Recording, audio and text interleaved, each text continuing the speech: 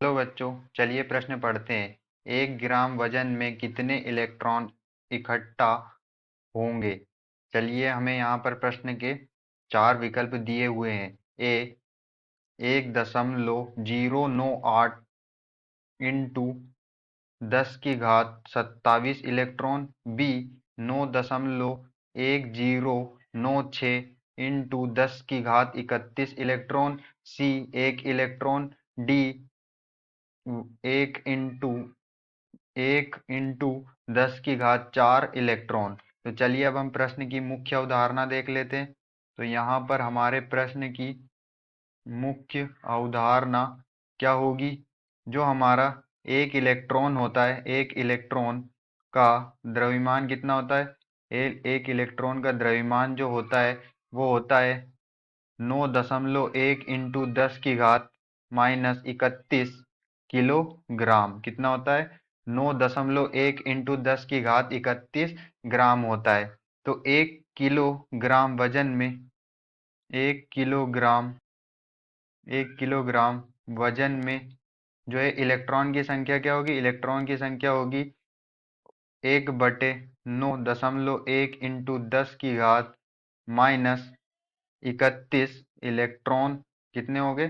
1/9.1 into 10⁻31 electron होगी। तो यहाँ पर जो हमारा तो यहाँ पर हमें जो है 1 ग्राम वजन में इलेक्ट्रॉन की संख्या बतानी है। तो एक एक ग्राम को जब हम किलोग्राम में बदलते हैं तो कितना होता है? एक ग्राम जो होता है 10⁻³ किलोग्राम होता है। तो यहाँ पर चलिए हम देख लेते हैं। जो हमारा 1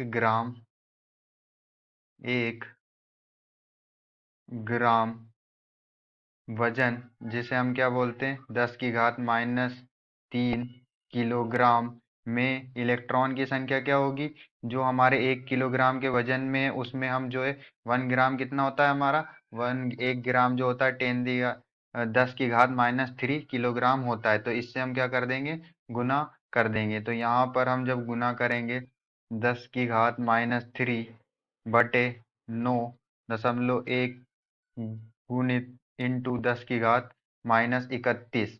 तो यहाँ पर जब हम इसे हल करेंगे तो जो हमारे इलेक्ट्रॉन की संख्या को हम इससे लिखते हैं, इलेक्ट्रॉन की संख्या को हम n से दर्शा सकते हैं। तो n बराबर इलेक्ट्रॉन की संख्या यहाँ पर इसे हल करने पर हमें प्राप्त होती है 1.098 गुणित 10⁻27 इलेक्ट्रॉन होगी। तो यहाँ पर हम कह सकते हैं कि अतः हमारा जो हल करने पर हमें क्या प्राप्त हुआ? अतः 1 ग्राम वजन में जो है 1.098 इंटू 10⁻27 इलेक्ट्रॉन होंगे।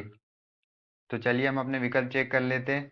विकल्प ए में हमें दिया हुआ है 1.098 इंटू 10⁻27 इलेक्ट्रॉन। यही हमारा आंसर होगा। आशा करते हैं आपको समझ में आया होगा। धन्यवाद।